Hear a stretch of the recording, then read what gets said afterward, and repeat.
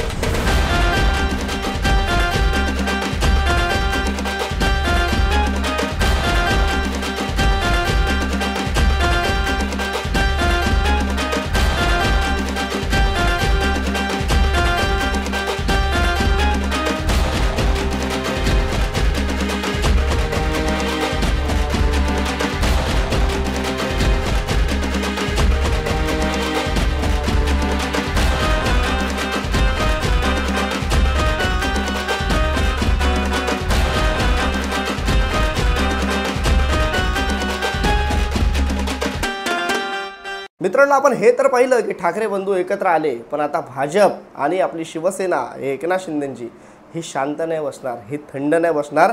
ह्यांचे लावारिस अंधभक्त आणि हे गद्दार शिवसैनिक जे आहेत ना, ते शांत बसणार नाहीत। आता मी तुम्हाला का सांगतोय, ह्या सगळ्या गोष्टींकडे नीट लक्ष द्या, नीट नोटीस करा मी ज्या गोष्टी बोलणार आहेत, आणि तुम्हाला मग सगळ्या गोष्टी पुढे कळेलच। बरं, मी सुरुवातीचा व्हिडिओ दाखवला, तो व्हिडिओ तुम्ही भरपूर उचलून धरला, मी मराठी बोलवर टाकला, भरपूर प्रमाणात लोक त्याला पाहतायत, आणि त्याचमुळे ह्याची सुरुवात व्हिडिओची मी ह्याच व्हिडिओने केली, कारण आपलं हे सगळ्यांचं स्वप्न होतं, मराठी माणसांचं हे सगळ्यांचं स्वप्न होतं, आणि ते आज साकार झालं। आज बाळासाहेब असते ना, माझ्या डोक्यामध्ये पहिला विचार की आज बाळासाहेब असते ना, तर खरंच आनंद झाला असता। पण आता आपल्याला सावध राहण्याची गरज आहे। का ते तुम्हाला सांगतोय, कारण आता दोन ठाकरे भावांवर टीका होणार, पण दोन ठाकरे भावांवर एकत्र टीका नाही होणार, ही गोष्ट लक्षात घ्या।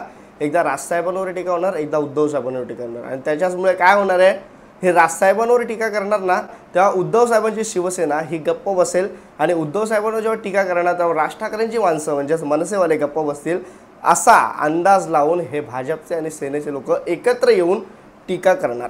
त्याचमुळे मी तुम्हाला सांगतोय की तुम्ही आता एकत्र राहा, कारण राजसाहेबांनी पण आजच्या सभेत सांगितलंय, आता मराठी म्हणून एकत्र आपण आलोय, पण ह्यांना आता आपल्याला जातीमधून आपल्याला वेगळं करायचं आहे, आणि त्याचमुळे ते प्रयत्न देखील चालू राहणार। मराठा आरक्षण हा विषय आता परत बाहेर येणार थोड्या दिवसात, तुम्ही बघा कधी, आता तुम्हाला कळेलच, आपले जरांगे पाटील आता परत दिसतील आपल्याला, आणि त्याचमुळे मित्रांनो ह्या सगळ्या गोष्टी आता बाहेर येणार आहेत। तर त्यामुळे मला असं वाटतं मराठी म्हणून आपण एकत्र आलो आहेत, असेच एकत्र राहा।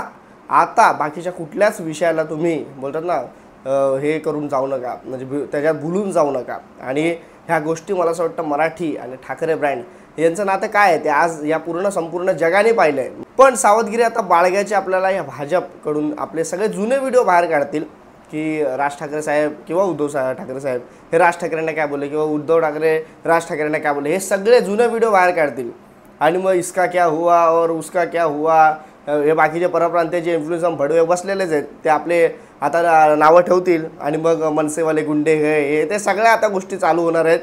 मला असं वाटतं शिवसैनिक आणि मनसैनिक खंबीरपणे एकमेकांच्या सोबत उभे राहा, हीच ती वेळ आहे। मराठी म्हणून उभे राहा, तुमचा पक्ष बाजूला ठेवा, कारण मला असं वाटतं आज आपण जसं मराठी म्हणून एकत्र आलो आहे, तसं हे जे आहेत ना परप्रांतीयच बोलू शकतो आपण यांना, आता जे आपल्या सोबत नाही आहेत ना, ज्यांना मराठीचा अभिमान नाही आहे, ते आज दिसलेत। हे जे शिवसेनेमधले आहेत ना, या एकनाथ शिंदेंच्या बरोबरचे किंवा भाजपच्या बरोबरचे, हे जर का खरे मराठी असतील ना, तर मला असं वाटतं ते आपल्यासोबत आले असं हिंदी सक्तीच्या विरोधात असते ते, पण ते नाही आहेत, त्यांना त्यांच्या पक्षाला ते बांधील आहेत, त्यामुळे ते आपल्यावर टीका करणार। त्या टीकेला उत्तर मला असं वाटतं आपण मराठी म्हणून, शिवसैनिक मनसैनिक म्हणून नाही तर मराठी म्हणून देणं गरजेचं आहे। आपल्या महाराष्ट्रात मराठी टिकवणं गरजेचं आहे, हे आपले जुने व्हिडिओ काढले असं मी तुम्हाला सांगितलं।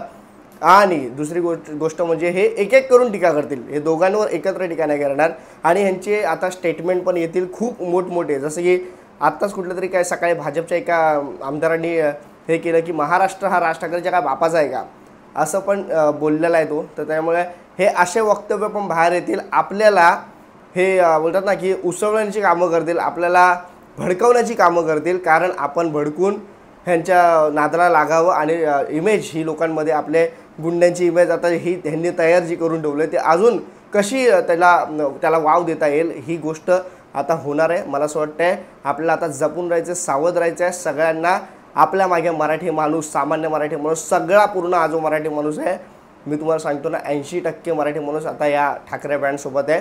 त्यामुळे आपल्याला बाकीचा 20% हा जो मराठी माणूस आहे हा काही प्रमाणात तो आपल्याबरोबर येईल. पण काही भाजपचे आहेत त्यांना आपण बोलून काय बोलतात ना, त्यांना बोलून काय फायदाच नाही. पण काही भाजपचे आहेत जे स्वतः आता आपल्याकडे यायच्या मार्गावर आहेत, ते खरं मराठी आहेत, त्यांना पण आपलं आजमावायचं आहे. ह्या सगळ्या गोष्टी मी तुम्हाला सांगतो ह्यासाठी, कारण आत्ता कुठेतरी या महाराष्ट्रामध्ये संयुक्त महाराष्ट्र लढा झाला तेव्हा मराठी एकवटला होता आणि आज एकवटला आहे. तर हाच जो एकवटला आहे जो महाराष्ट्र मराठी माणूस, तो एकत्रित असाच पाहिजे आणि असाच हे जे आपल्यावर टीका करते त्यांना उत्तर देणारा पाहिजे. एवढंच मला तुम्हाला सांगायचं. येणाऱ्या महानगरपालिकेच्या निवडणुकीसाठी जी काही भूमिका असेल राजसाहेबांची, उद्धव साहेबांची, आपण पाहूच. पण आता सध्या मराठी म्हणून एकवटलो आहे तसंच एकवटूयात, एवढंच तुम्हाला सांगायचं आहे. बाकी काही परप्रांतीय आहेतच, ते बिनबुडाचे आहेत, ते काही आरोप करत आहेत, इथं राहत आहेत एवढा 30-30, 20-20 वर्ष, 25 वर्ष राहून पण ते स्वतः बोलता आम्हाला मराठी येत नाही, आम्ही शिकणार नाही. ह्या अशा ज्या दादागिरी करतात, राजसाहेबांनी सांगितलं होतं त्यांना काय करायचं आहे. मला असं वाटतं की आपण ह्या गोष्टी नीट लक्षात ठेवा आणि आता महाराष्ट्र फक्त आपला आहे ही गोष्ट लक्षात ठेवा. जास्तीत जास्त ज्यांच्यामध्ये गैरसमज झाले ते परप्रांतीय असतील किंवा मग आपले असतील मराठी, त्यांना तुम्ही सांगण्याचा प्रयत्न करा. भाषावर प्रांतरचना का झाली, संयुक्त महाराष्ट्र लढा का झाला, ही गोष्ट मला असं वाटतं ह्या 2 गोष्टी आधी त्यांना सांगा. कदाचित त्यांना त्यांच्या डोक्यात प्रकाश पडेल. कारण भरपूर लोकांना भाषावर प्रांतरचना काय झाली आणि संयुक्त महाराष्ट्र इतिहास काय हे माहीत नाही आणि त्याच्यामुळे आपल्याला ते नावं ठेवतात. मला असं वाटतं ते क्लॅरिफिकेशन द्या आणि ते क्लॅरिफिकेशन देऊन पण जर का ते आपल्यावर चढणार असतील मग आपल्याला त्यांना रडवायचं आहे. एवढंच मला तुम्हाला सांगतो. तुर्तास सांगतो मित्रांनो. बाकी तुम्हाला काय वाटतं आजच्या दिवसाबद्दल मला कमेंटमध्ये सांगा. जय हिंद, जय महाराष्ट्र.